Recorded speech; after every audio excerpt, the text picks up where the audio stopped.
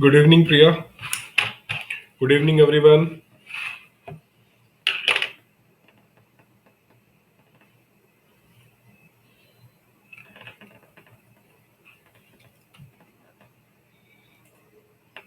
Any question related to the last class?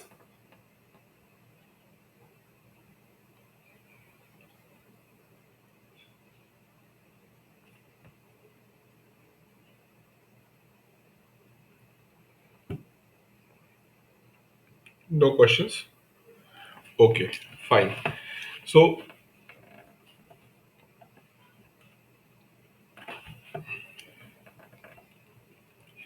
in the last class, I have explained you about GDP and GNP. And from GDP and GNP, we went for NDP and NNP, right? GDP and GNP. And we can calculate this GDP and GNP, NDP and NNP, both we can calculate on market price as well as on factor cost.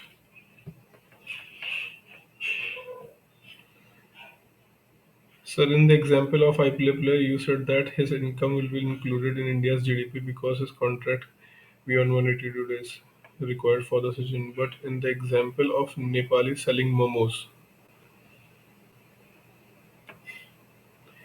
his income belongs to India's GDP because he does production within the Indian, whereas he is not an Indian citizen.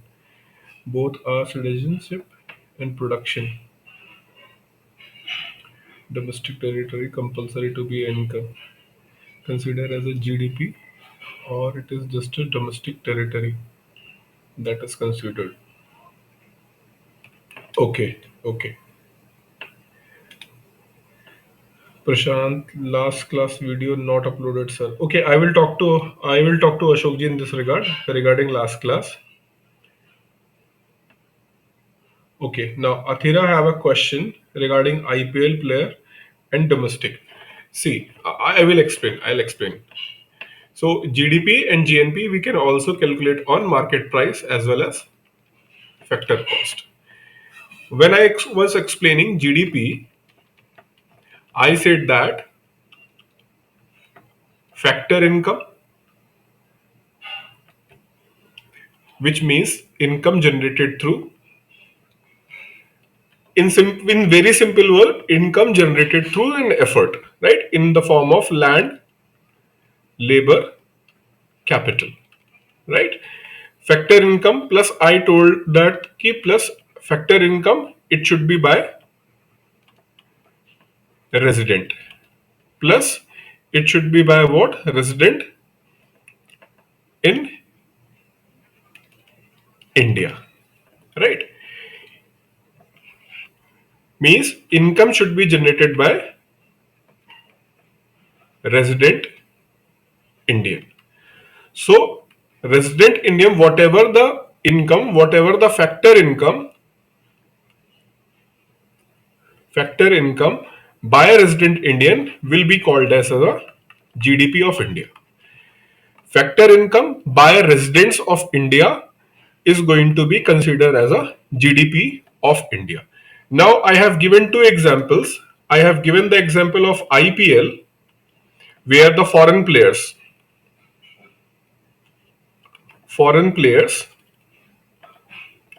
and I have given the example of momos in the case of Nepali citizen. First thing you should keep in your mind, foreign players, right? Foreign players, they are foreigners. To enter in India, they need a visa, right? They need a visa, they need a passport. Otherwise, they cannot enter in India. That is not case with the Nepal, right? One thing.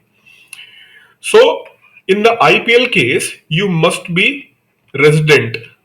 in order to your income will be added in India's GDP, you must be the resident. So in the IPL contract, that should be of 182 days, right?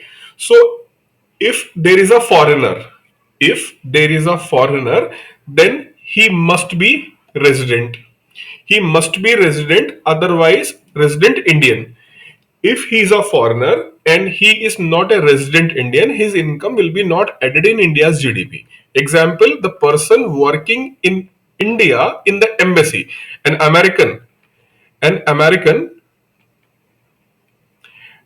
is working in US embassy in India. A US embassy in India where the American is working, so he is working in India. True, but he is not resident Indian. He will be not considered as a resident Indian. I have explained this thing. Right. I have explained this thing. He will be not considered as a resident Indian. Fine. So it is very important the person should be considered as a resident for his income to be included in the India's GDP. If you want to calculate India's GDP, you must see the resident or no resident. Right? However, in the case of Nepal, is an exception. Why in the case of Nepal we don't go for this definition of resident? Why we focus on where the income is generated in India or Nepal? Because in the case of Nepal, we do not have a formal agreement for the purpose of entry in India and Nepal. So it cannot be determined because in entering in Nepal by Indians, it is completely free, right? So you cannot find it out ki whether he is a resident Indian or not, because Nepal is an exception. For example, if the same status is going to give to Sri Lankans also, they can enter India without any permit or without any visa or valid passport. If the same thing is going to be applicable for what? If same thing is going to be applicable for the people of Sri Lanka, then the same case is going to be also applicable for Sri Lanka. Right now, any Sri Lankan who is coming to India, whether his income is going to be calculated in India's GDP or India's GDP or the GDP of Sri Lanka, is going to be determined by where he is generating the income and he is resident of country. Which resident of which country he is a resident. If he is a resident of India and generating income in India, his income will be the part of India's GDP. If he is generating income in India, but he is a resident of where? He is a resident of where he is a resident of Sri Lanka, then his income will go to the Sri Lanka's GDP, right? But the case of Nepal is little bit different because the people, for example, Bhutan. In the case of Bhutan, you can enter in the Bhutan as an Indian without visa, but you must have a valid passport. Without valid passport, you cannot go there. Without visa, you can go there, or they will give you the visa on arrival. And in some cases, they are not going to ask you to show the visa. But for the case of Nepal, neither visa nor passport is required. So it's very difficult to determine whether you are resident or not. Fine. So this is why Nepal is a different case. And in the case of Nepal, we check where the income is being generated. Right? Factor costing is where the factor costing. So one person is preparing all these things. He just coming to India for selling purpose, right? Whereas other person is coming to India, he is purchasing all the raw material. His factor cost is in India, so his income is going to be the part of India's GDP. I hope this explanation is sufficient. You are able to get the point. Another question, Prashant, last class video अच्छा, Rohit Gupta sir last class को public कर दीजिए. Rohit, that is in not my hand. I'll request Ashok ji if it is possible. He will do it. Athira, is it clear right now?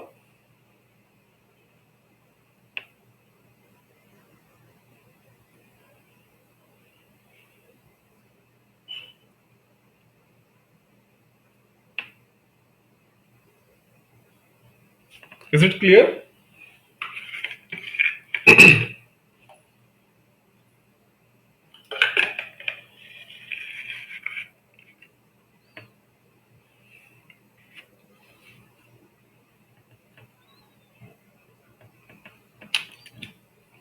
Okay.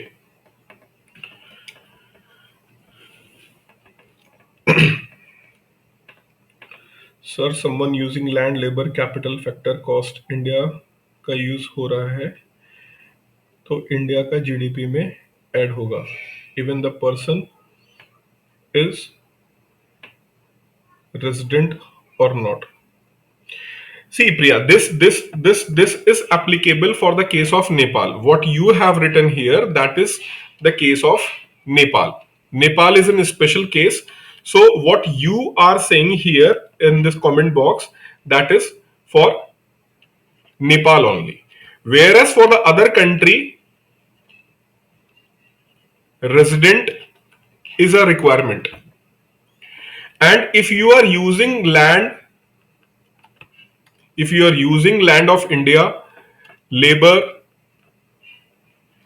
in India, you are using capital in India, then definitely that thing is going to be either automatically going to be implemented or government will enforce you to be come under this category. Classic example is IPL. IPL is going to be played for 45 days to 55 days, right? So 45 to 55 days, if you can add 5 more days, so players after completing the IPL or before starting the IPL, they are going to arrive. It is not going to be more than 90 days affair, right? Foreign players are going to be in India for more than 90 days for the IPL. But government is saying that you must do the contract for an year. So government is going to enforce you to become a resident. How? You have to sign a contract for a year. Doesn't matter your physical presence in India is there or not, but your contract should be for a year. So this condition is going to be enforced by the government. If you are using land labor capital in India, the government is going to make sure that you must be a resident so that your income will be added in the India's GDP. So if you will ask me, ki sir, is it required to be a resident in order to add your income in this country? Yes. Then answer is yes. Resident condition is must. Okay. So just land labor capital is not sufficient. You must be resident Indian. Only then your income will be calculated in India's GDP.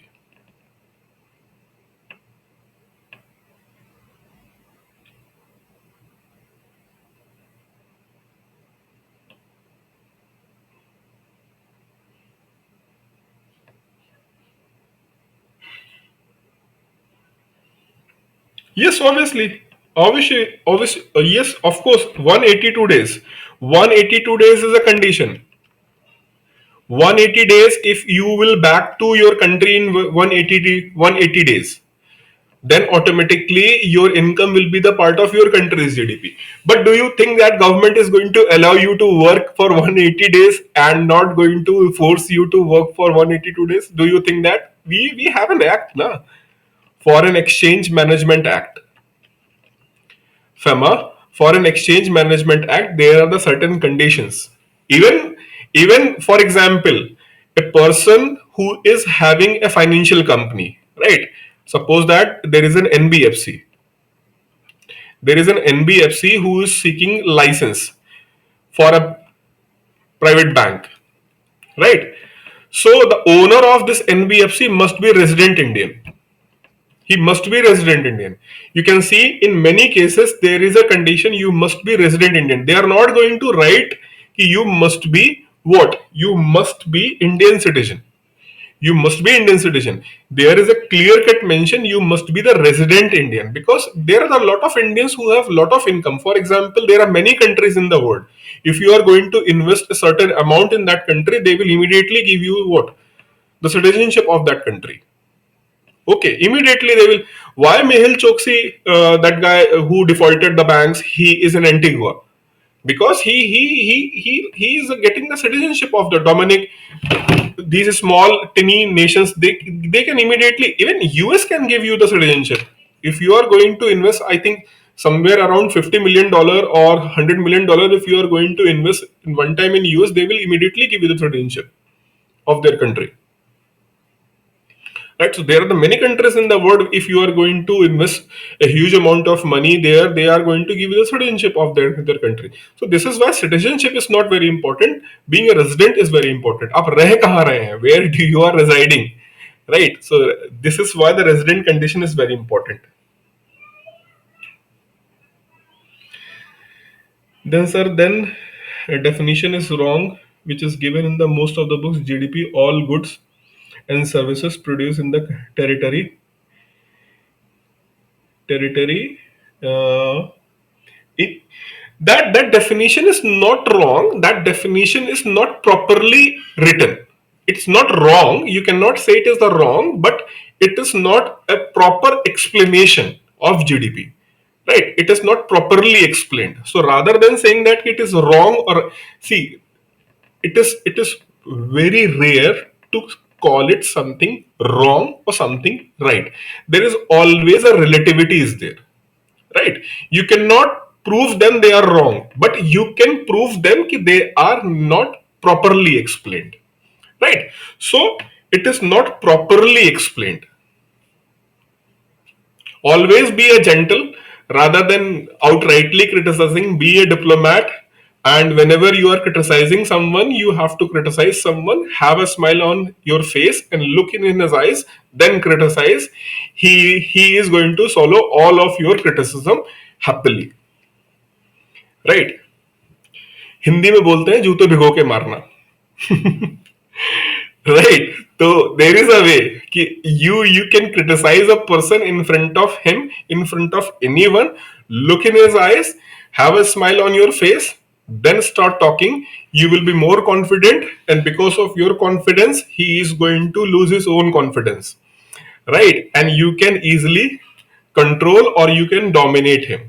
But always have a smile of deception rather than a smile of sarcasm. So a smile of deception is very dangerous, right? So politicians are the great people, and especially above the politicians, see the diplomats. See the diplomats. Have you seen this big smile on the S. Jasankar face?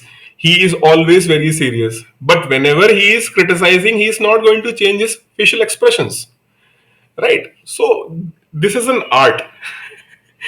Okay. Living in India and invested 100 million in US. No, there is a one thing in the citizenship, the case of India.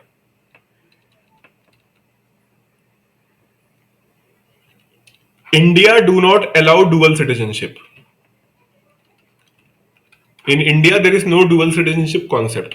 Either you are an Indian citizen or other country citizen. The day you are going to accept the citizenship of other country, automatically you are not going to be an Indian.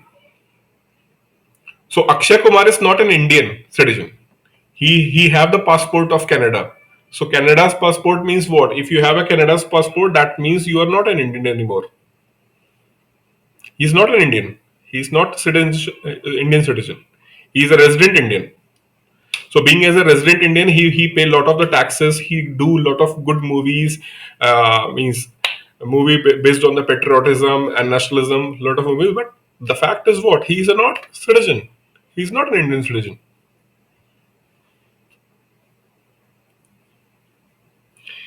Yes, many countries. Yes, there are the many countries who allow dual citizenship. Another one more example. This is again out of the context. For example, we are talking about India and US. I'll tell you one fact.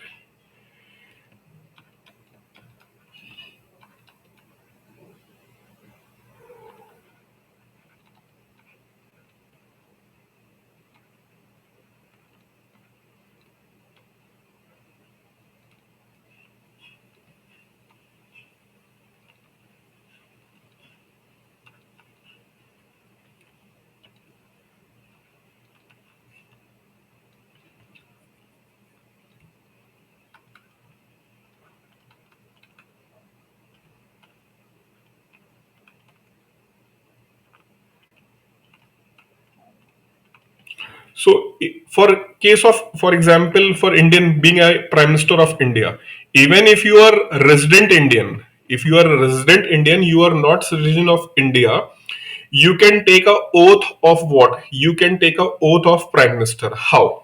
Because you can be you can be the minister in India without being a member of parliament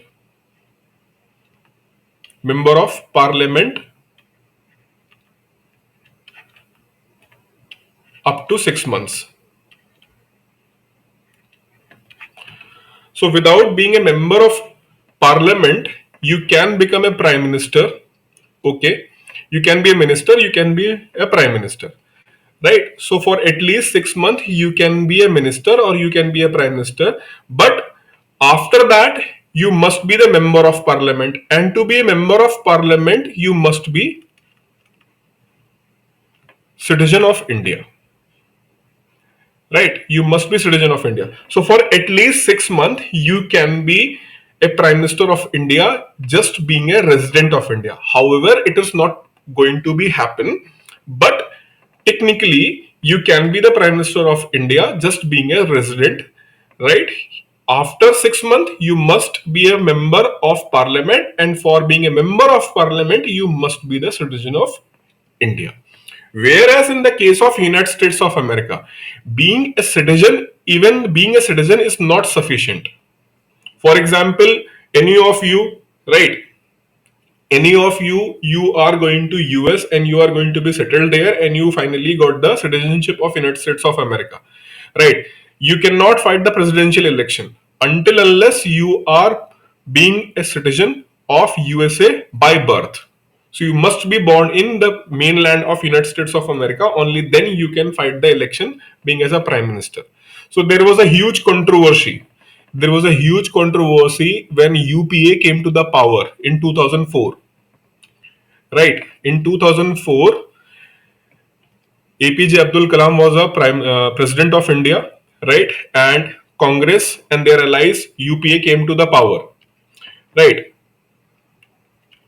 So it was never acknowledged, but APJ Abdul Kalam questioned how a foreign born person can be the India's prime minister. That was a question was asked by the president to his advisors. He asked his advisors, can a foreign born person be the prime minister of India? So president asked this question, right? President asked this question, so that is why some anxiety was there, and you have to sacrifice, you have to, because even you are completely devoted for the country, right? But there will be a question mark because you are not born in India. So that was the reason why Sonia Gandhi has taken a very wise decision and to give up this post of the prime minister, because if anything she is going to take a wrong decision or it is going to be proven as a wrong decision, every time people have a question mark on you, right? So this is why these things happen in the politics and somewhere, right? I think we already move far away from our topic, and we must come back to our topic only.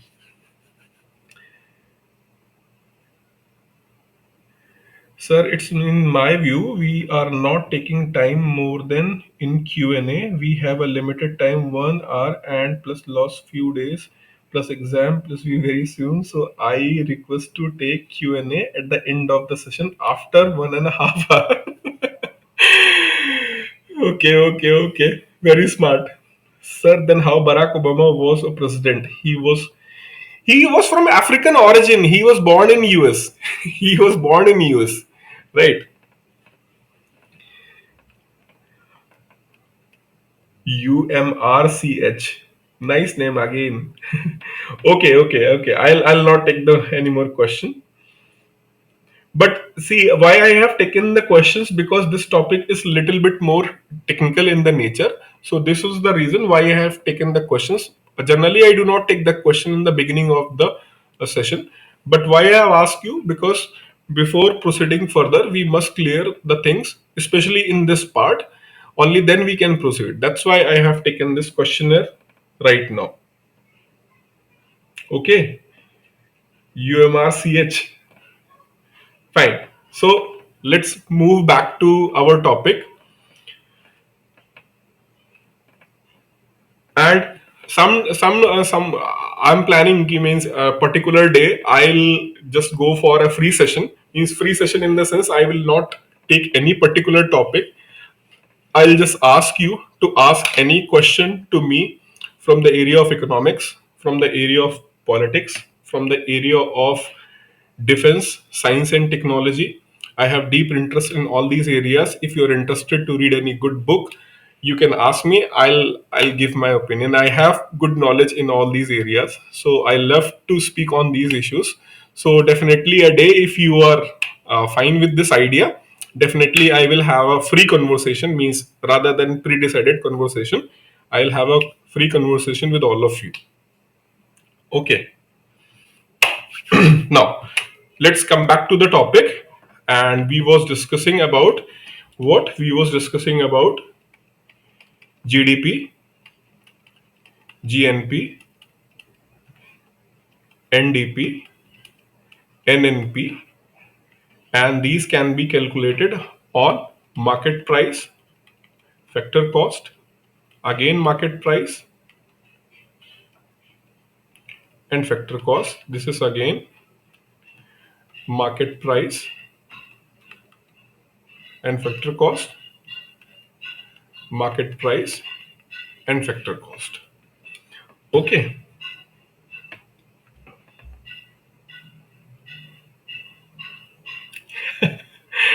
Okay, I will explain metaverse. Definitely. NTF, I'll explain. I love to explain these things. I know and I'll definitely explain.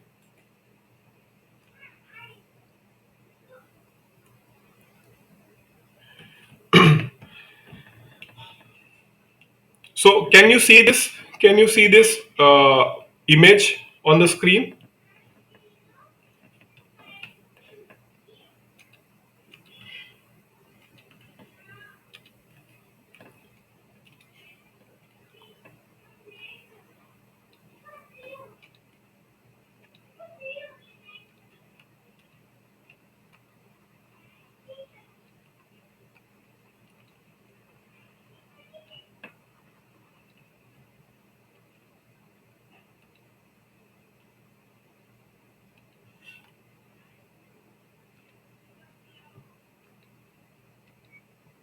Uh, uh,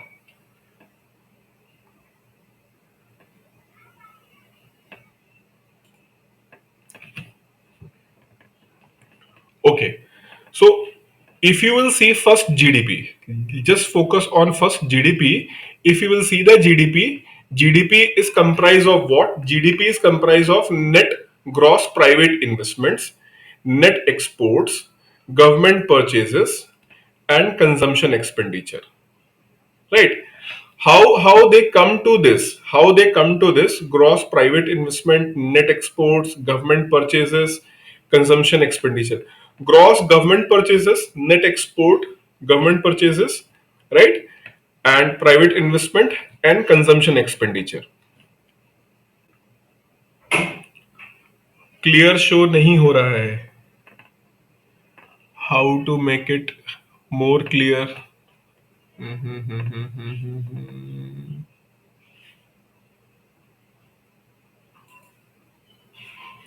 How to make it more clear?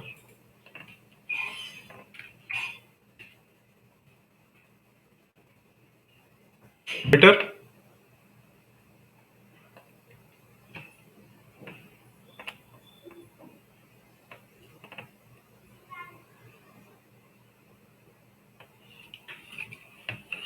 Okay. So just see this thing, which okay. If you are not able to see it properly, I'll just going to tell you. I mean, through audio, you can just listen for and then focus. GDP is comprised of this is the GDP, and GDP is comprised of gross private investment, net exports, government purchases, consumption expenditure. Right? How they come to all these things, we can understand through this thing through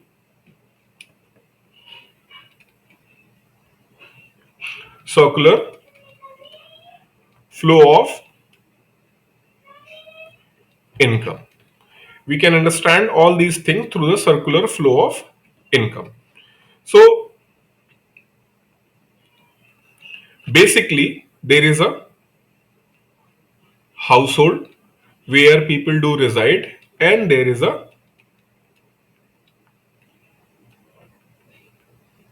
production side, right? There is a production side.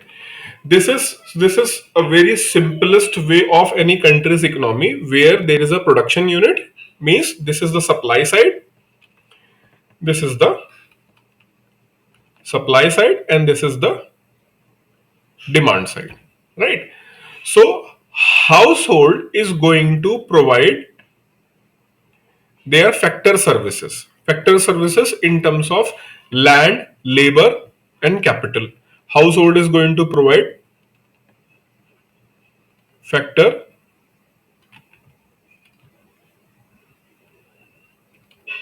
services in terms of, like, anyone who is residing at place, he will go for work in some organization, right? So he is providing his services. Against his services, producer will provide what? Producer will provide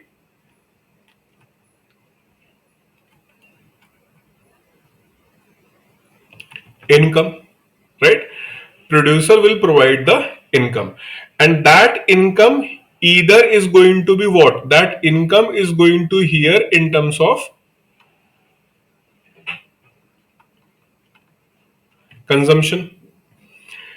So household is going to get the income. Household will get the income, and that income is going to be either consumed plus savings. So when we will consume, the money will go back again to whom? Money will again go back to the producer. Whereas when the household is going to save, right? Household is going to save, money will go to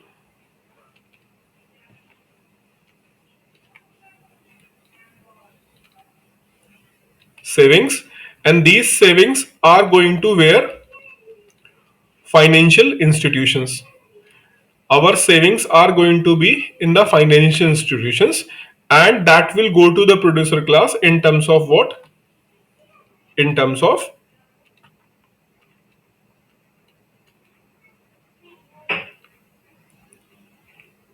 investments.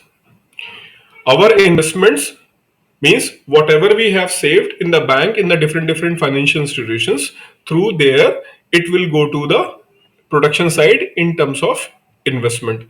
So here I have included three kind of the people who are in the producer class: financial institutions and household, right?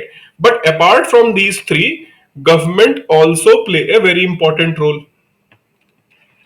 Government also play a very important role. So let's add the government also in this circular flow of income.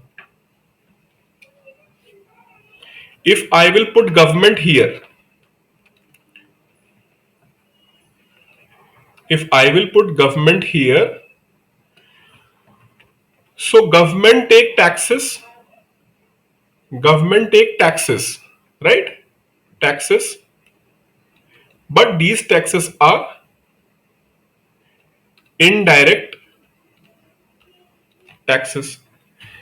These taxes are indirect taxes, right?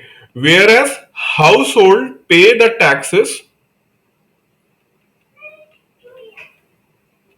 household also pay the taxes, but that is direct taxes, right?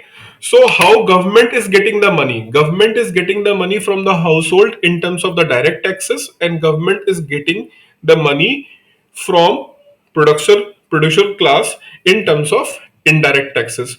So this is how government is getting the money.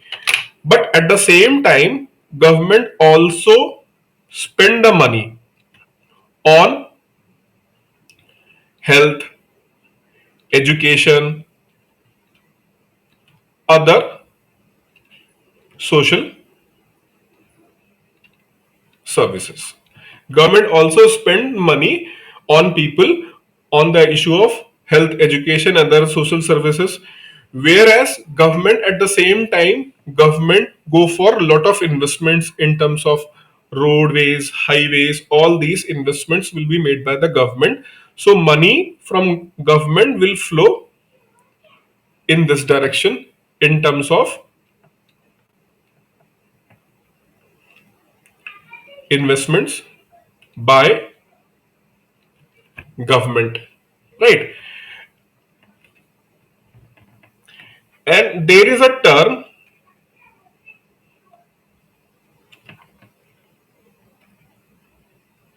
procurement.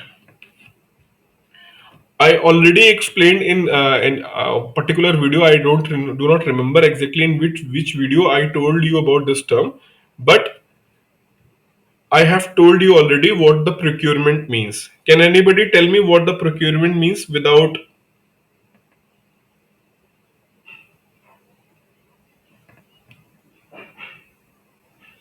what is procurement means? Can anybody tell me here what is the procurement means?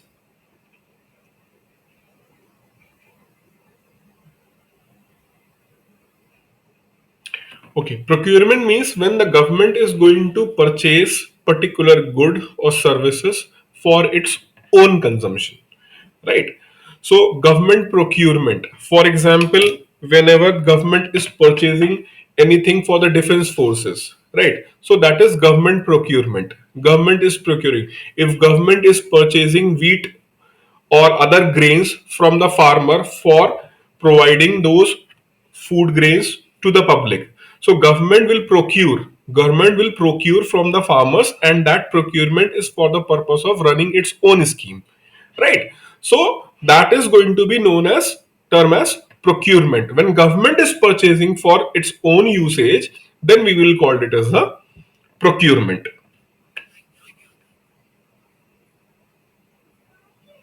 Purchases by the government. External sectors like crude oil. No, no, no, no. Crude oil, if government is purchasing the petrol diesel, if government is purchasing the petrol diesel, right? Government is purchasing the petrol diesel for its own usage in terms of providing transportation facility to government officials and other politicians or ministers, then that purchase of fuel by the government is will be known as what? It is going to be known as procurement. Whereas crude oil is not purchased by the government of India, it is being purchased by government companies. Okay, it is being purchased by the government companies. So that will not come under the definition of procurement because it is not purchased by the government, it is being purchased by the government company, right? And government company is working, and it is working to generate profit also, right? Whereas the government procurement, why we use the term procurement? Because when the government is going to purchase something, okay, so the objective is not to make the profit. Whereas the government company, for example, IOCL is purchasing the crude oil from Iran or any other country, they want to provide fuel to the Indians, but at the same time, by selling those fuel, they also are generating the profits. Right. So profit motive is involved in that purchase of the crude oil. Whereas the government is going to purchase, then profit motive is not involved. Right. So this is why we use specific term procurement. Is it clear?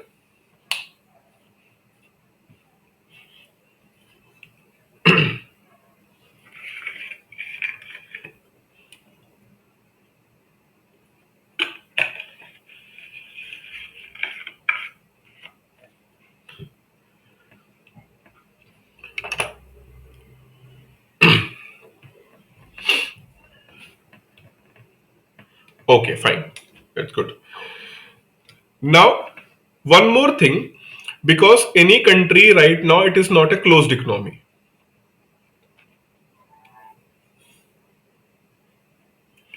No country at present is considered himself as a closed economy.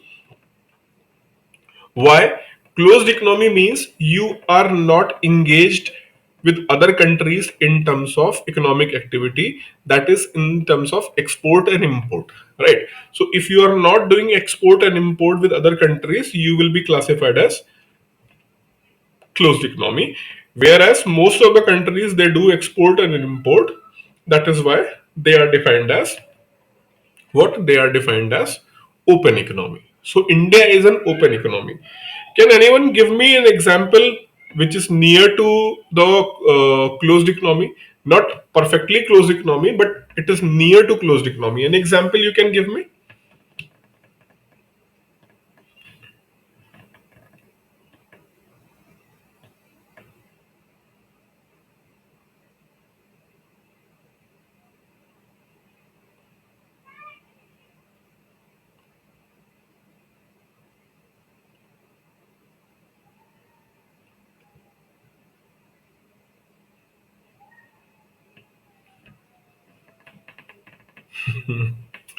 Yes, North Korea. North Korea or even Iran is coming near to the closed economy because of the international sanctions. International sanctions, they are doing this thing, and because of those international sanctions, most of the country are not doing trade with the North Korea. So North Korea is just near to a perfect example of closed economy. Even they are doing the trade and commerce with China with limited manner.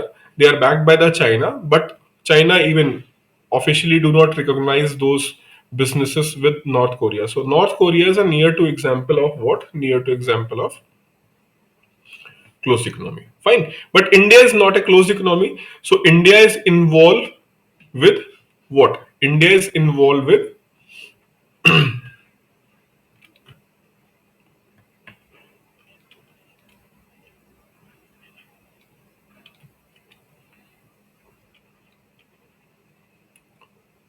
foreign trade.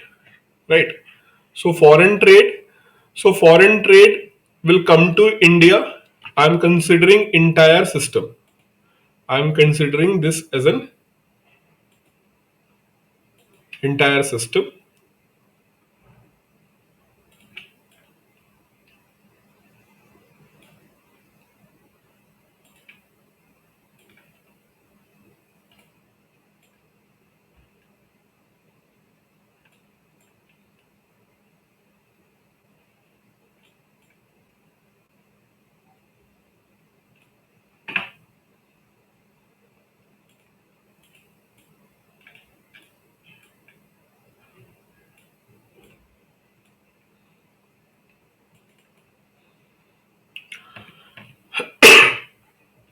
So foreign trade means it is coming in India in the form of imports. Whereas from India it is going outside in terms of exports. Right. So through import and export, we are also involved in the foreign trade activity. So money is flowing outside the India through imports, and money is inflowing in India in terms of export. Right. Apart from this import and export, there are the other ways also how you can see the flow of money from India to foreign countries to India. For more clarity, I'll create one separate picture here. Means just consider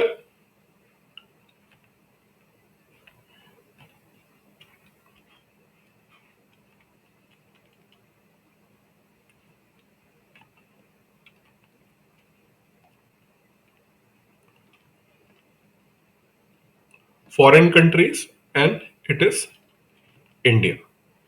So this is coming in terms of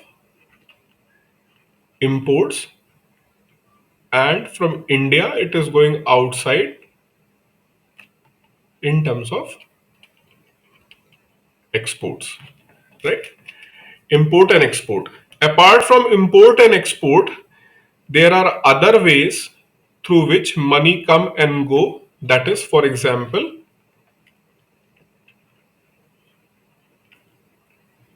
investments. So a lot of Indian companies are investing in foreign countries, and many foreign countries are investing in your country. Through that investments, money is flowing in the India and money is outflowing from India. Right. For example, any Indian company has decided to establish its another office in Dubai. Right. So they are going to invest there and they are going to hire the people. So that will be considered as a outbound FDI. foreign investment, outbound foreign investments, outbound,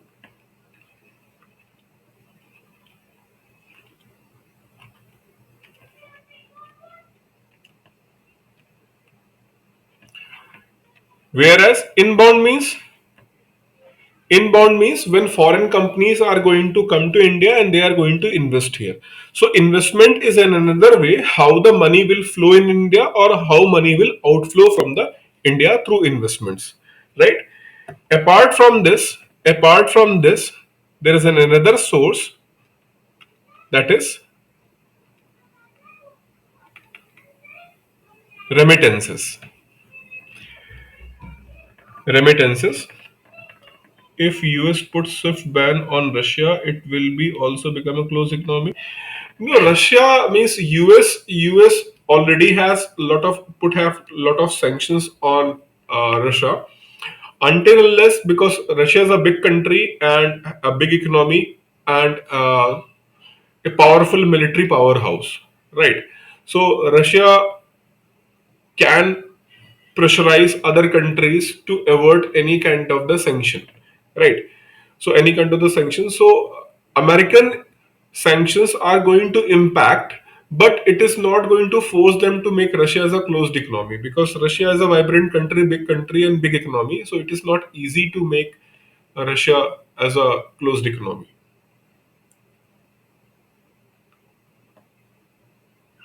Yes. In terms of inflow and outflow, you can also say the crowding in and crowding out. Right. So remittances is what? Suppose that I have given you the example of the remittances. You are working in another country, and apart from your daily expenses and savings, you are sending some money back to your home in India. So that is inbound remittances. That is inbound remittances means the money sent by Indians from all over the world to India, right? All over the world to India. That is remittances. It is inbound remittances. Whereas if any foreigners who are in India, who are working in India, and they are sending the money to their own country, that will be considered as outbound remittances. Apart from remittances, there is another thing: remittances, gifts, and donations. Gifts and donations also, they are also there, and they contribute for what? For inflow and outflow. Lot of NGOs, lot of people who are doing the charity work from all over the world, right? So that is also coming to India. Whereas you have seen that during the COVID times, lot of countries have gifted equipments, monetary donations they have given. So in that way also, they are coming in the form of gift, right?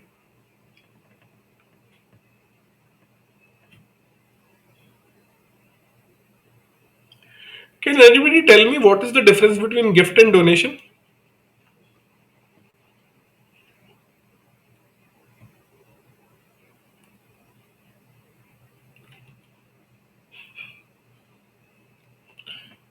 I just want economic definition, not philosophical, not political. How you can define the difference between gift and donations? Hint: Income Tax Act 1961. Hint is Income Tax Act 1961.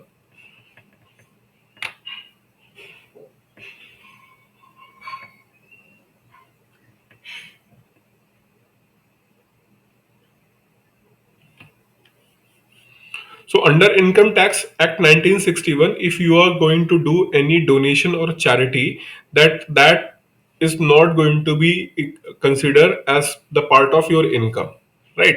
So it will be not part of your taxable income. Whereas if you are receiving the gift or if you are giving the gift, then it is going to be the part of taxable income. So those people who are taking the dowries or planning to take dowry, remember that may be come under the category of what? Gift tax. Not income tax, but come under the category of gift tax. Fine. So these are the ways how money will inflow in the country and how money outflow from the country. Right. So now get back to this image again. In this image, I have shown you GDP is comprised of gross private investment. Gross private investment, all the investments made by the private people, Tata, Ambani, Adani, you, me, whatever the investments we have made, that is the gross investments. Net exports. Net exports means we have excluded the imports from here, right? So that is net export. Whereas government purchases, government procurement, and consumption expenditure, what we are consuming here, that is the part of GDP, right?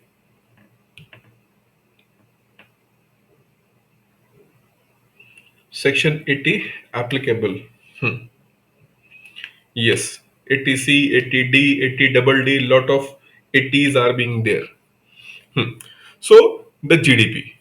Okay, so this is the comprise of GDP, and if we will add net factor income from abroad, it will become what? It will become GNP, as I already explained you, right? And if we are going to minus the depreciation, if we are going to minus the depreciation, automatically it will become net income, right? It will become a net income. So this is just an illustration. I just want to show you how we can calculate, means how we went for the calculations of GDP, GNP, NDP, and NP. What are the things are going to be calculated here? I hope it is clear right now.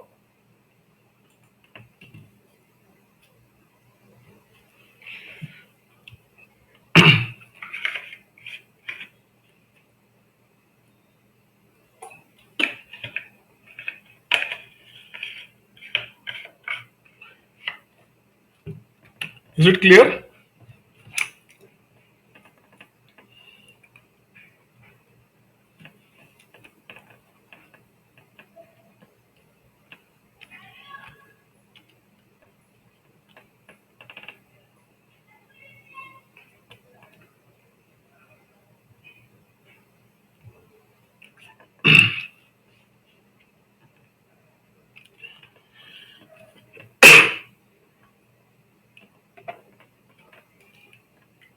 Now we have to move to understand what is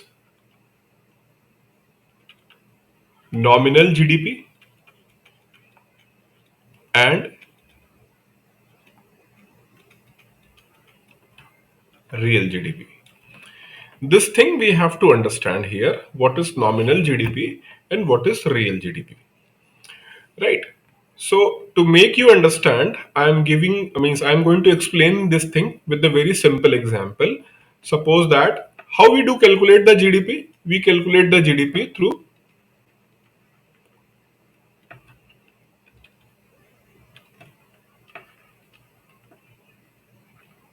quantity of production multiplied by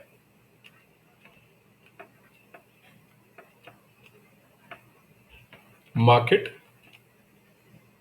price, and it will come as GDP at market price, right?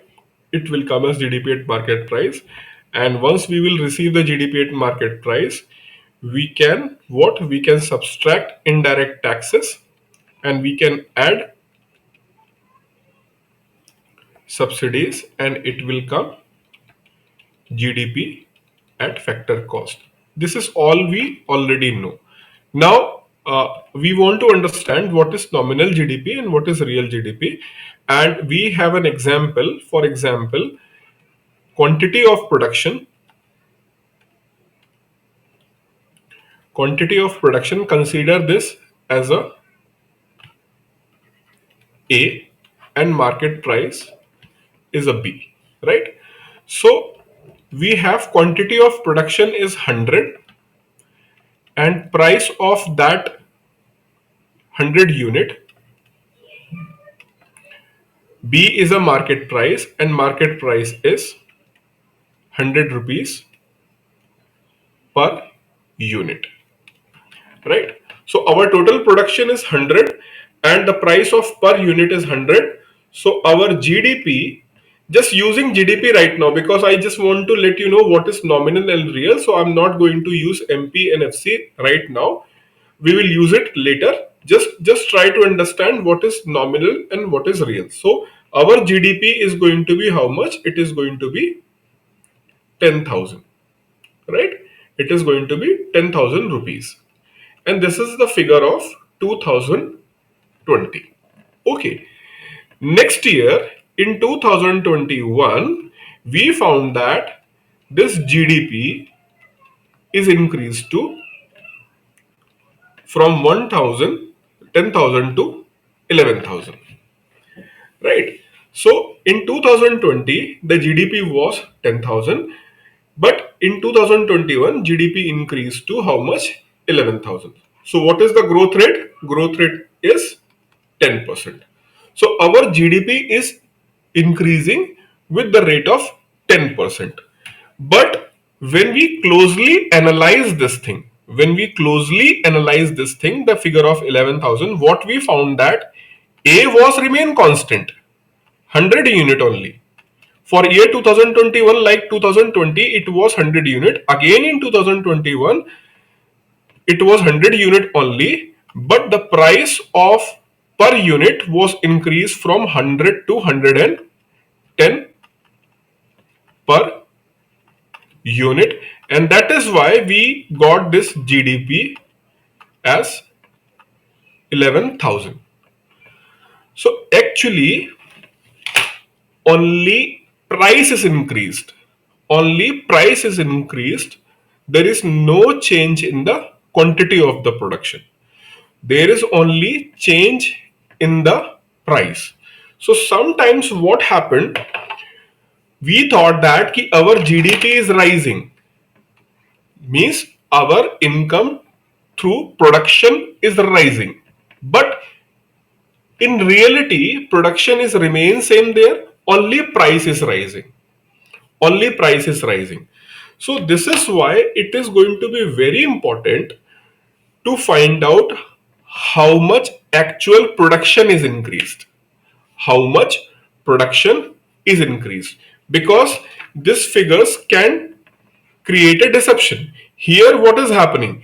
Here 11,000 is a total value of our GDP. Earlier it was 10,000 total value of GDP. Right now the total value of our GDP is 11,000. But this figure is coming because the rise in the price. This figure is coming because of rise in the price. So we cannot always rely on this data, because this data is going to create a what? False perception. So in order to resolve this problem, we come with the idea of nominal and real GDP. For example, what I will do one thing.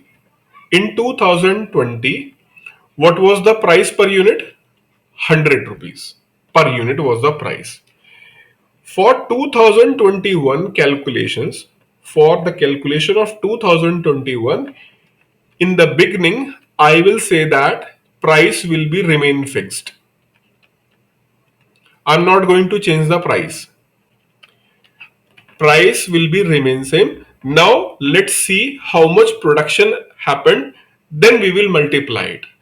So when we do this thing, means what we did, we have made it price constant. We are not going to change the price because we want to see the change in the production.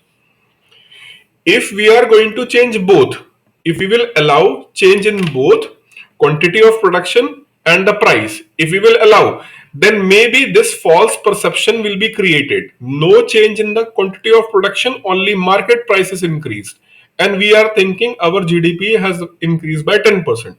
So in order to know actual rise in this quantity of production, what is the actual rise in the quantity of production, we are going to make it constant, so that we can exactly know that how much increase in the quantity of production, right? Whereas if we want to know how much rise in the price, if we want to know how much rise in the price, then we will make this constant and we will check how much value is coming, then automatically we will find that how much price is rising. Example,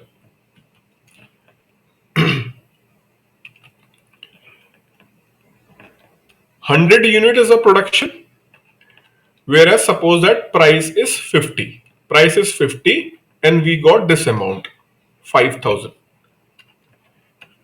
2020. For 2021, before going for the calculation, we said that the price is going to be remain constant. Price will be remain constant. Price will be remain constant, and we are going to get the data of 5500. We got the data 5500. That means how much rise in the production? Here, the rise in the production is 10%. Okay, now in other case, again take this equation 100 multiplied by 50, that is 5000, right? 5000. And we just want to know how much price is increased. How much price is increased, then we will make this as a constant. We are not going to change this. We are not going to change this. We are going to make it remain constant. Production will be remain constant, and we found that it is 5200. It is 5200. That means price is increased from 50 to 52 rupees. Price is increased from 50 to 52 rupees, right? So this is why the term real and nominal GDP is used. Real and nominal GDP. This is the GDP at current price. What is the price today, right? We will take this price and we will multiply with the production. Whatever the price is today, we will take this price and multiply with the production, right?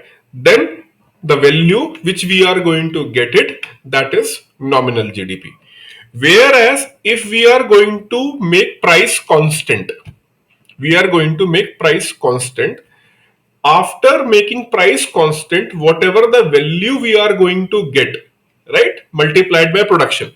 Constant price multiplied by value of the product or total number of production, the value we are going to get is the real GDP. So real GDP is GDP at constant price. Nominal GDP means market price, the current price, what is price today, and multiplied by production.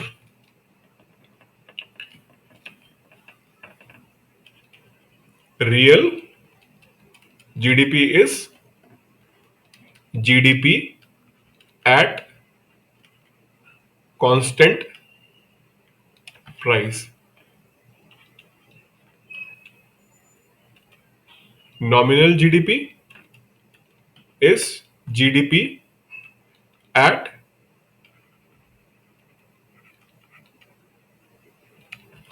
current price. Is it clear what is real GDP and what is nominal GDP?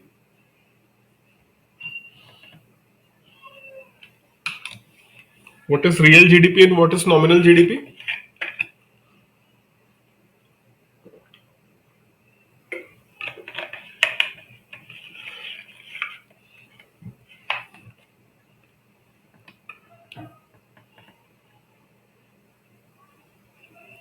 If it is clear, only then I will tell you about what is the base year. But first let me know, is it clear or not? Okay, fine. So now people feel that real GDP is very important. Yes, obviously, real GDP is very important because it is at constant price and it is actually reflecting how much production is increasing while making price constant, right? But nominal GDP is also important because it shows that ki how the price is rising in India, right? So that is why generally both calculations are being done, real GDP calculations and nominal GDP calculations. And you can find that ki if your country's real GDP, if your country's real GDP is increasing by 8%. At the same time, you will find that your nominal GDP is increasing by 18% or even 19% or even 20%. Right? Whereas for country like USA, you will not find too much difference. You will not found too much. This is little bit technical, right? In the case of USA, you are not going to find huge difference between their real GDP and nominal GDP. In USA, in Europe, you are not going to find huge difference between their real GDP and their nominal GDP. Reason is the rate of inflation is not high like in India. For example, in India, inflationary rate are somewhere around 5 to 6%.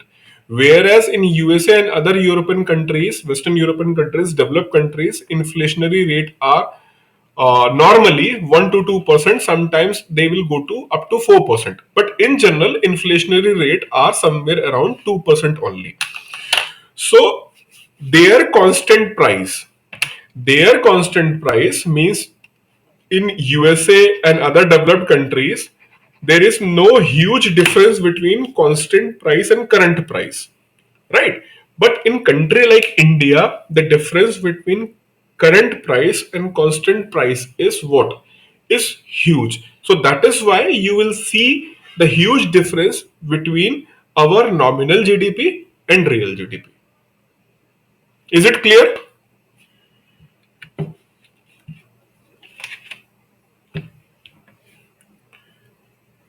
What I just explained, is it clear?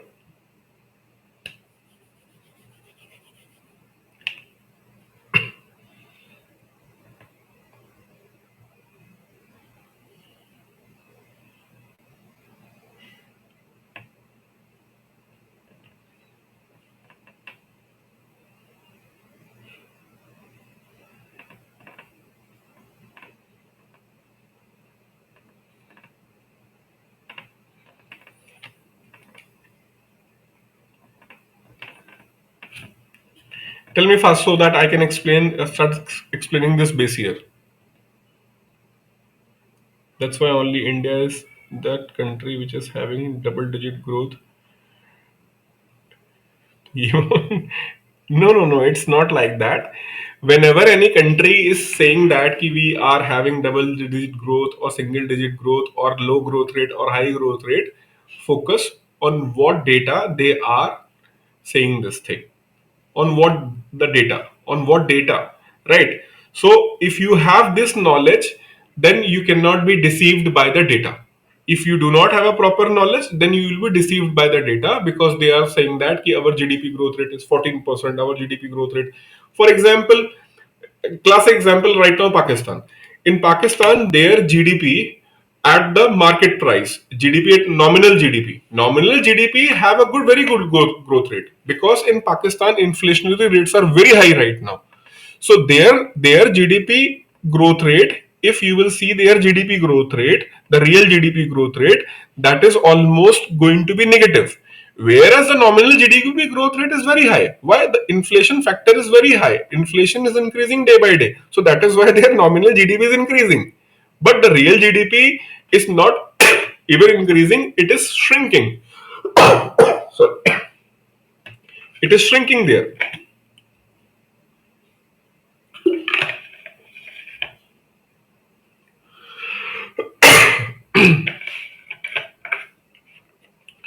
Now, to understand the base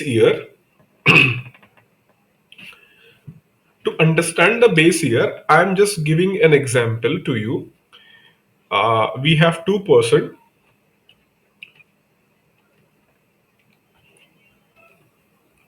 person A and person B, right?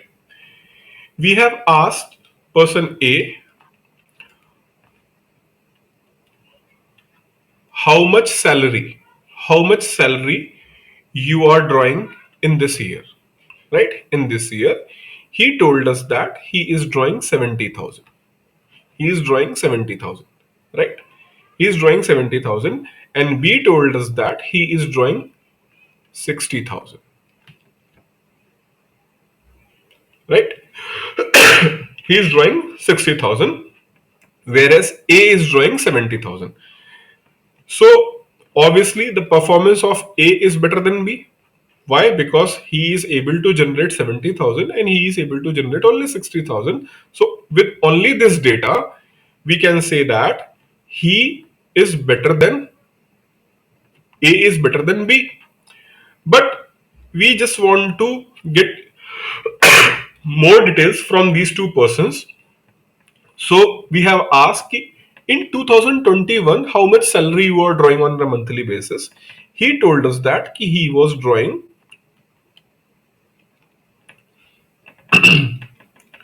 60,000. He was drawing 60,000 and he was drawing 50,000. Okay. So he was drawing 60,000 and he was drawing 50,000 in 2021.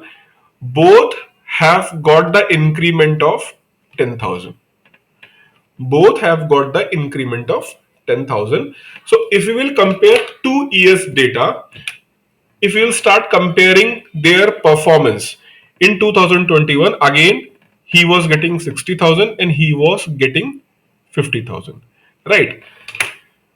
Just listen very carefully if you want to understand the base year. Otherwise, it's very simple to tell the base year, but you are not able to understand it properly. So that's why I'm requesting you to focus on data, what I am telling you here. So in 2021, he is drawing the salary of 60,000 and he was drawing the salary of 50,000. So again, B's performance is inferior to the performance of A even for the year 2021, right?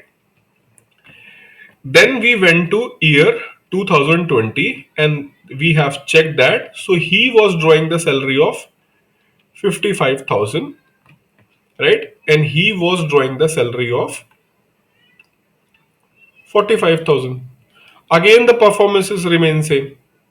Okay, again the performance remains same, and again we can say that in the 2022 he is performing better than B. Now we went to the further data. We went to 2019, 2018 and 2017. 3 years data we just tried to gather and we found that it is 55,000. Again it was 55,000. Again it was 55,000. Whereas he was getting 38,000, he was getting 32,000, and he was getting 22,000 here, right? Now if you will see that these two data by comparing last 1, 2, 3, 4, 5, 6 last 6 years performance.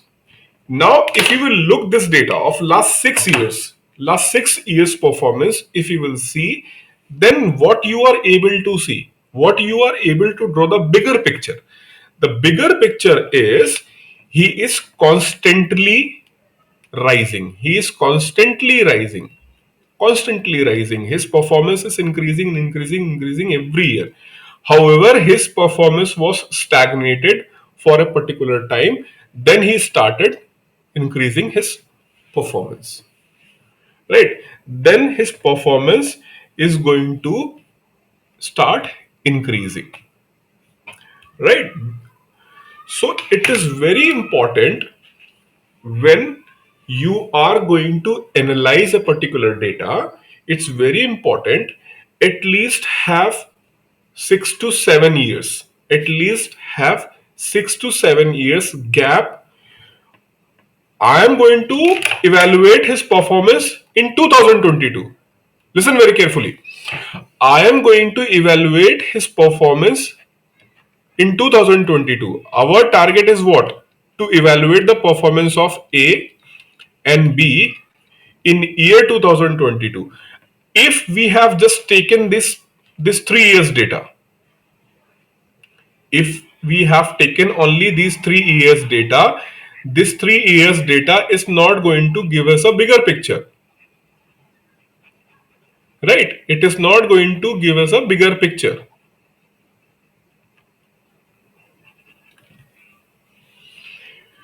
But when we have used another last 3-4 year data, we found that B is constantly increasing, right? B is constantly increasing, whereas A have fluctuations. A have fluctuations, stagnation in the performance.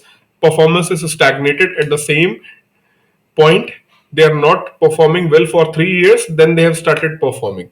So there is a fluctuation. His performance is not uniform, but his performance is constantly what? Uniform. So that is why whenever whenever we have to take what? Constant price.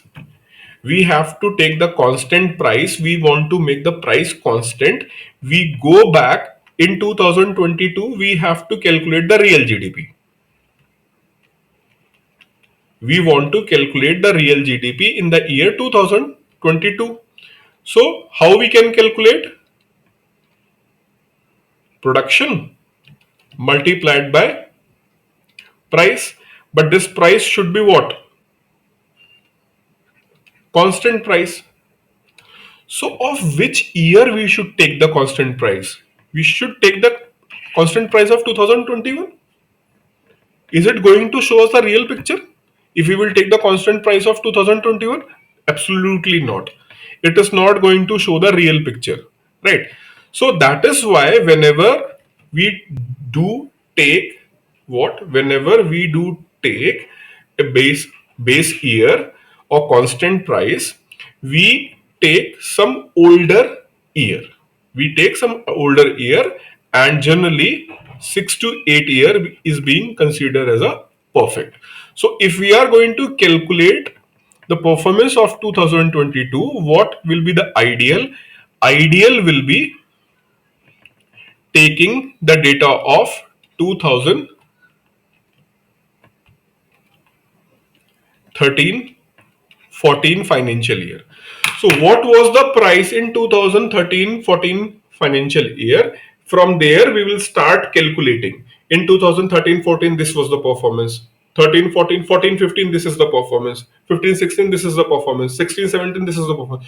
So then we are able to know that okay, yes, India's GDP is constantly increasing with 6 to 7%, 7 to 8%. Right? So in this way we get the data. So this is why we called it as a base year. What is base year?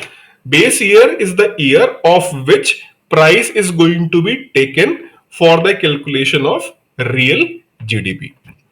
Right? So that is going to be the base year. So what is base year? Base year is we are calculating the GDP. We want to calculate the real GDP.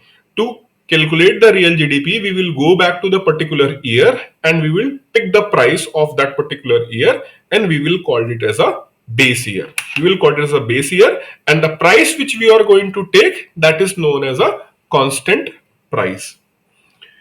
Fine. The constant price will be taken from the base year. Right now, India uses which base year? Can anybody tell me what is the base year in India right now? It is 2011-12. It is 2011-12. We are taking the as a base year.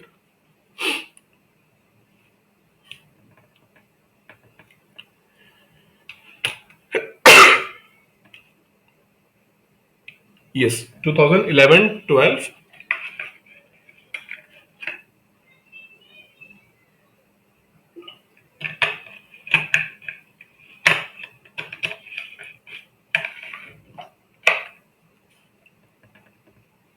11, 12. Very good.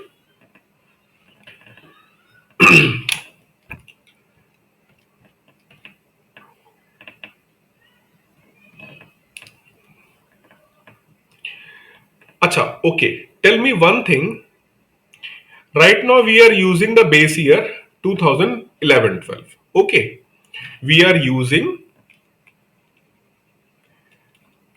base year 2011-12. Okay.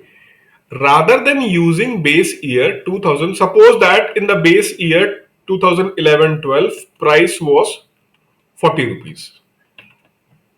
Okay, price was 40 rupees. In 2011-12 price was 40 rupees. Now we are going to change our base year from 11-12 to 16-17. Right. So just giving you a scenario. This is not real data, but just giving you a scenario. When we are using this base year, price was 40 and our production was how much? Our production was 1000 unit, and this production is in 2021. Right? This production is in 2021, 100,000 unit, and the price is what? 40, the base year 2011-12, and this is the price. So we got 40,000 rupees GDP. In 2020, we have produced 950 units. In 2050, we have produced how many units? We have produced only 950 units. So this is the GDP of 2021. Okay. Now for 2020, what will be the GDP? For 2020, what will be the GDP? Answer. Answer please. For 2020, what will be the GDP?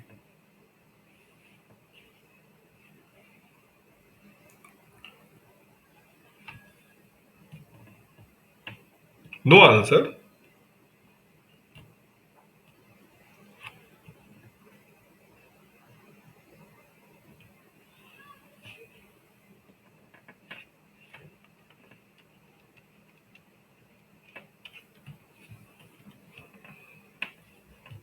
38,000. So our GDP was earlier 38,000, right? Now it is 40,000. In 2020, our GDP was 38,000. Right now, our GDP is how much? Our GDP is 40,000. What is the percentage growth rate? Tell me the percentage growth. Growth rate. How much growth rate is there? Percentage, in terms of percentage, how much our GDP is increased? In monetary value, it is increased by 2000. In monetary value, it is increased by 2000.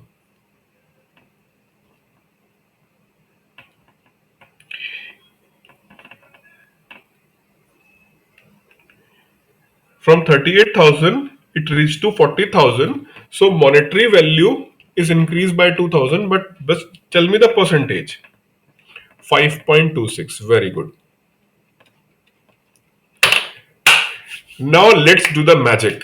Let's do the magic and increase this GDP growth rate.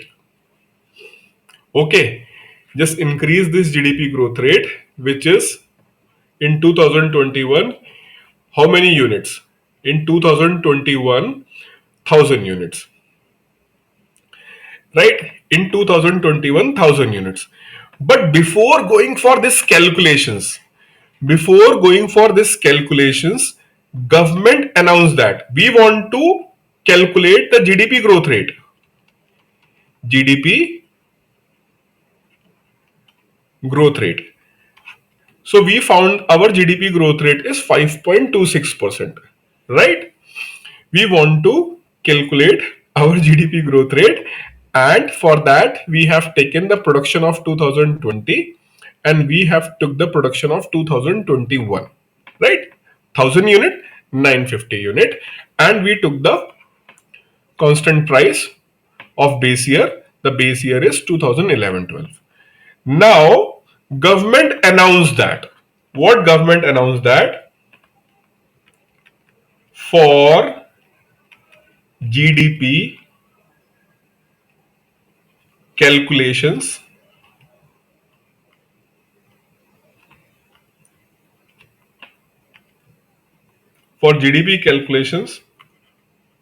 from financial year 2021-22 onwards,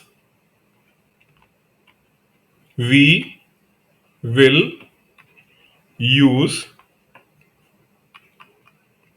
base year 2016-17.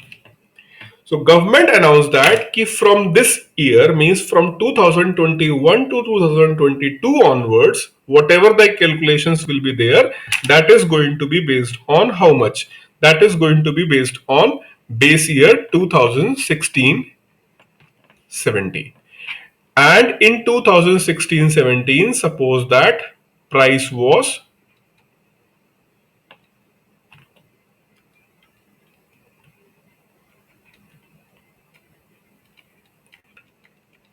50 rupees. What was the price? Price of 50 rupees. So in 2016-17, price is 50 rupees. Okay. So now for calculating 2021 GDP, what is the production? 1000 unit multiplied by 50 rupees, it is going to be how much? 50,000. Okay. Now we have to calculate GDP growth rate. We have to calculate GDP growth rate, right? So to calculate GDP growth rate, this is the data, 50,000, and we have to take the last year's data, means we have to take the data of 2020. So this year, what we are going to do, we are going to use this data, 38,000, because we have changed the base year from 2021-22 onwards. We have changed the base year from 2021 to 22 onwards. So for the calculation of 2020, we will use the old base year. Why? Because we have decided to change the base year from 2021 onwards. So now our growth rate, means our GDP in terms of rupee, increase how much? 12,000. So our GDP is increased by, monetary value increased by 12,000, right? Our monetary GDP is increased by 12,000. Whereas if you will see the growth rate, can you tell me what is the growth rate? What is going to be the growth rate if our GDP is increased from 38,000 to 50,000?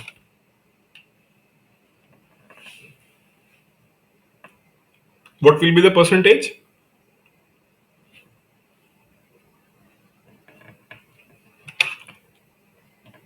31.5%. And this growth rate, compared with this, it was 5.26%.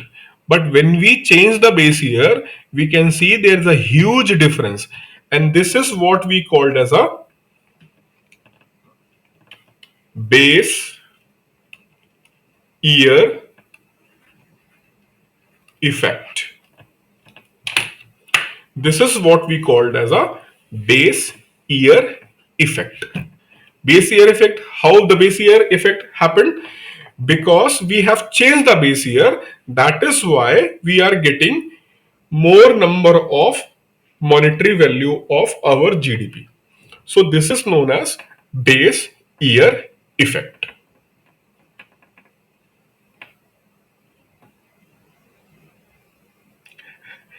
Actually what I did, I just increased this data. If you will see, from 40 I have taken the 50 rupees, right? I have taken the 50 rupees. Generally this is going to be the real, in the real term it is going to be around 44. Acha, just let me know if it is rather than 50, if it is going to be the 44, then it will be 44, it will be 44, and total data is going to get 44,000 minus 38,000, it is going to be 6,000, and then GDP growth rate is going to be somewhere around 20%. If we will take 42,000, 42 rupees, from 40 we will increase to 42, means the price in this year, this year price is 42, so it is going to be how much? It is going to be the 42,000. If it is going to be the 42,000, then the difference is going to be only of 4,000, right? 4,000, then this growth rate will be around somewhere around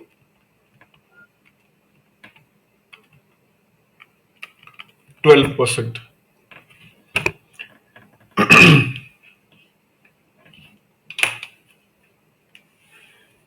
Now you can see that now, just I hope this calculation part you got the idea. What is base year? Have you got this idea? What is base year? Have you got this idea? What is base year? Then I'll let you know further things.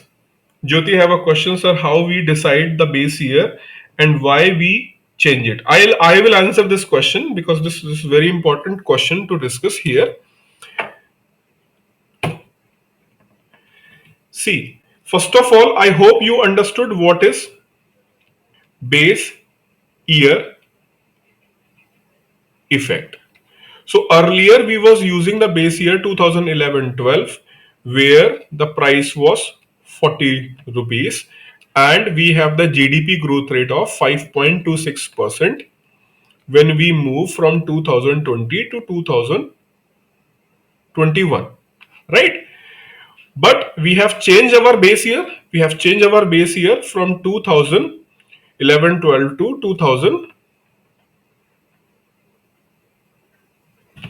2016-17, and here the price was 42 rupees and growth rate was somewhere around 10.50%, right?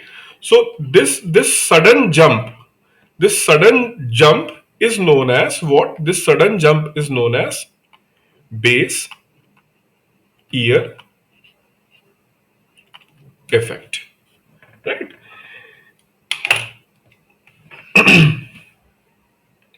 This effect is known as a base year effect.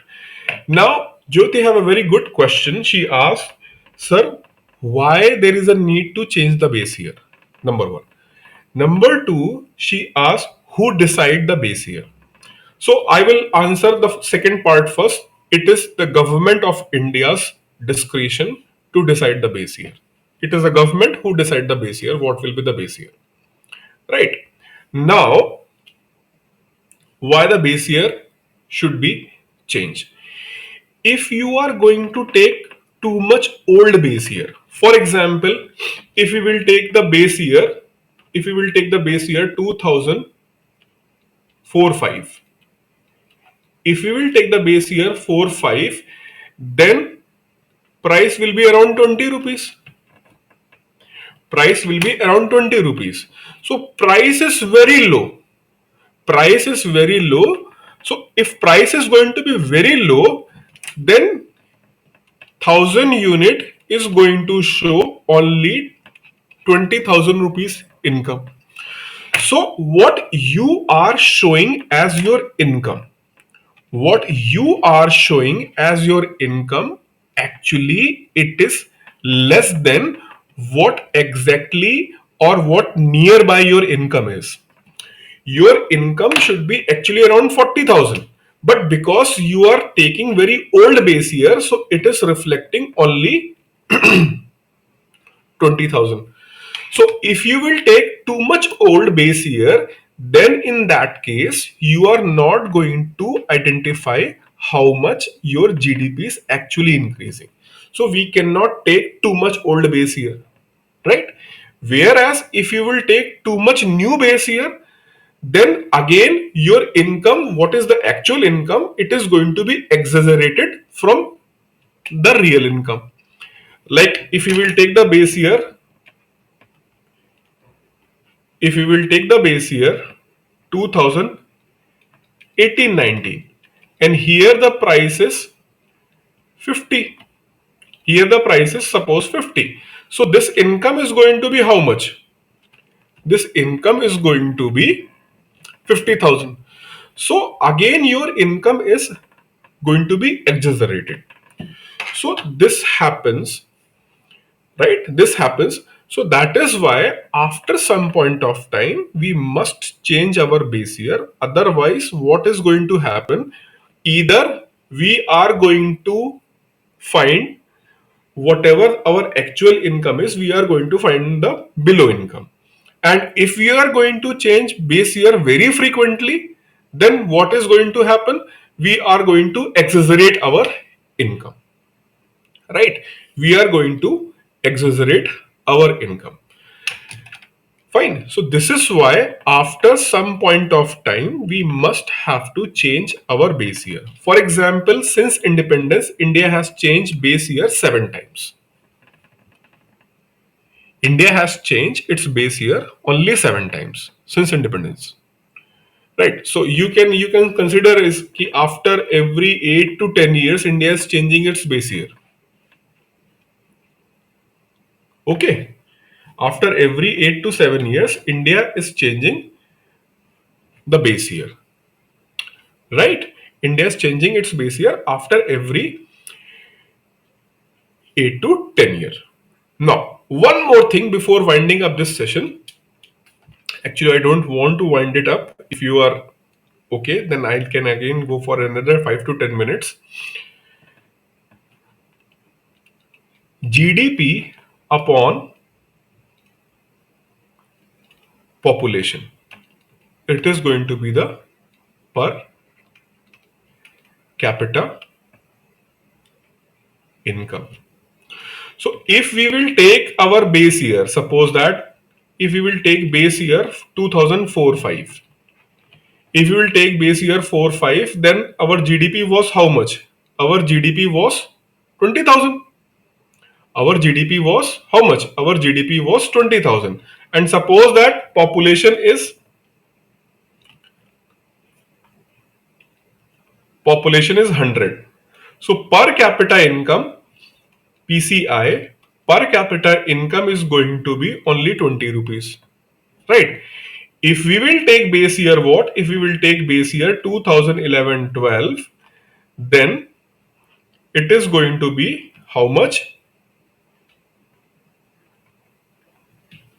Per capita income is going to be 40,000 divided by 100. It is going to be 400. Per person income is 400, and per person income is 200, right? Whereas if we are going to use the 50 rupees or 42 rupees, so per capita income is going to be very low.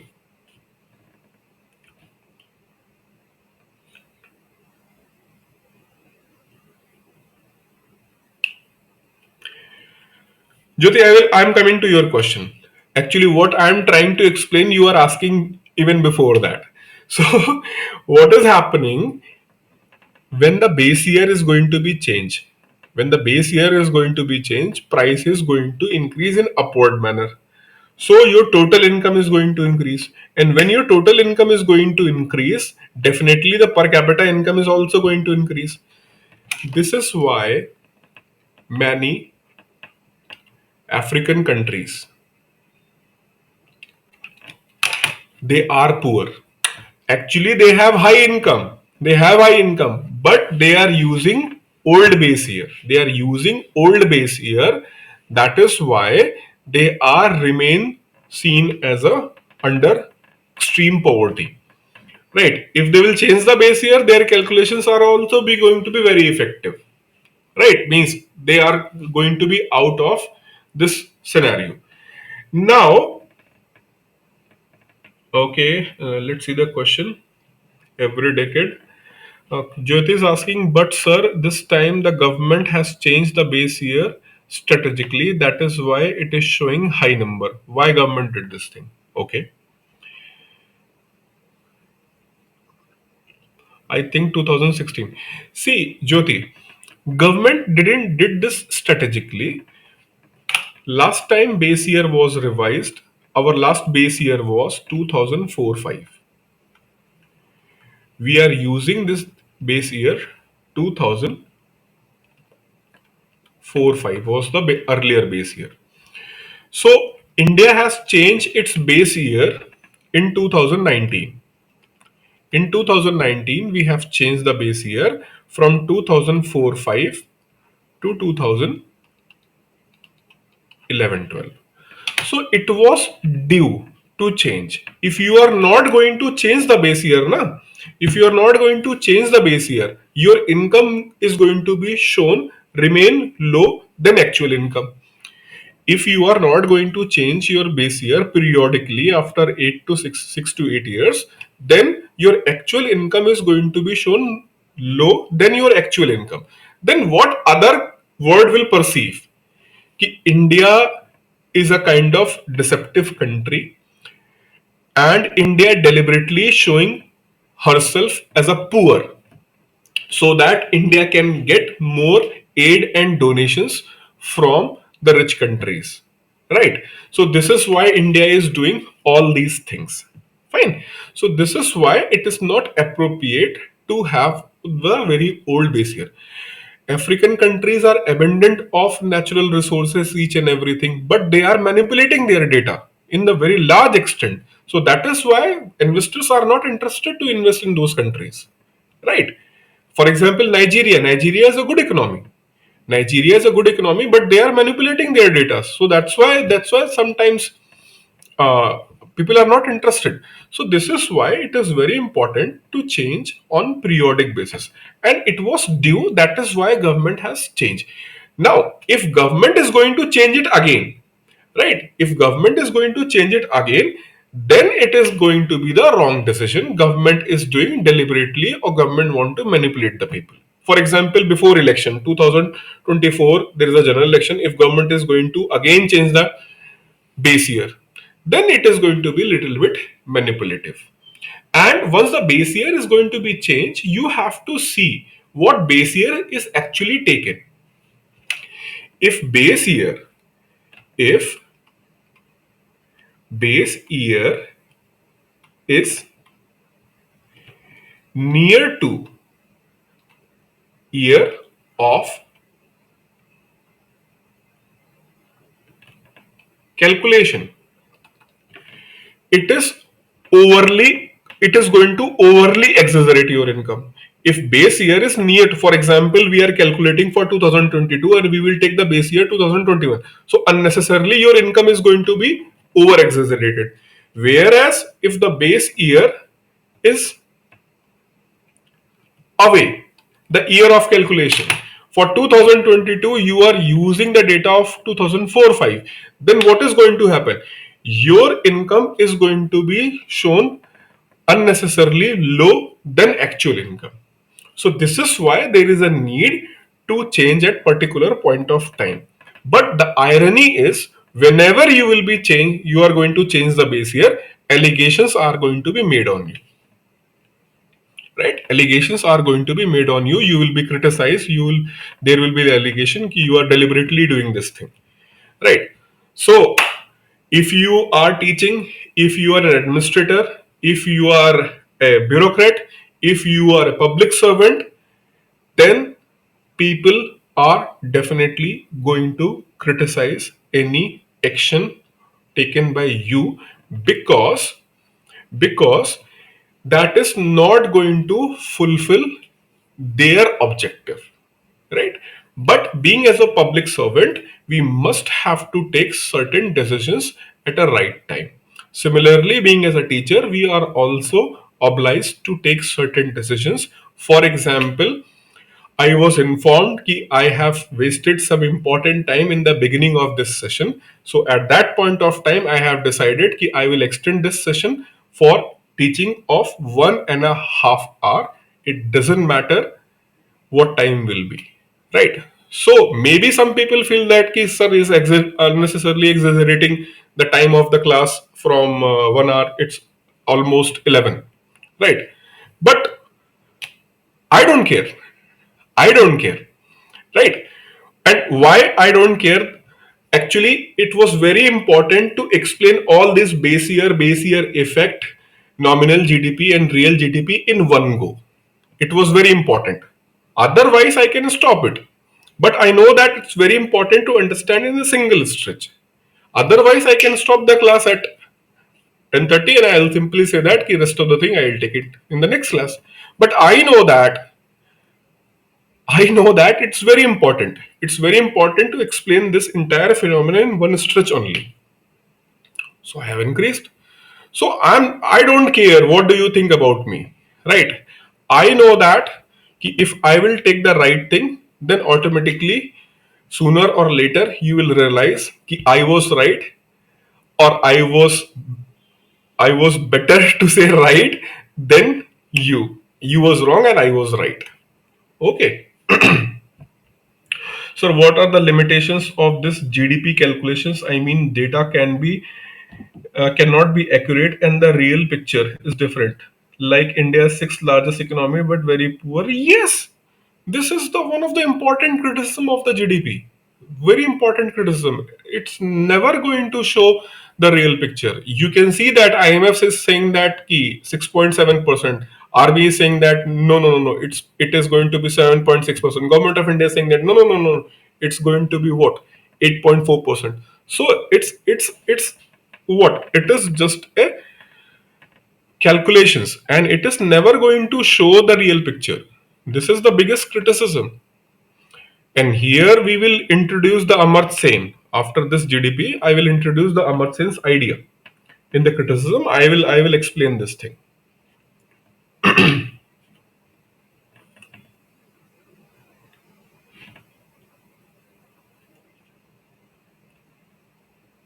So I hope things are clear right now, and I have already exaggerated the session. So I'll thanks to all of you. You have patiently listening me. I think in the chat session there are varying from 12 to 14 to 17% are right now in the chat. So I'm very thankful to you. You have listened me very patiently in the entire session, and I hope you got a lot of clarity about the base year effect, nominal GDP, real GDP, all these things. Right. So, okay for today. We will meet tomorrow at same time. Okay. Thank you.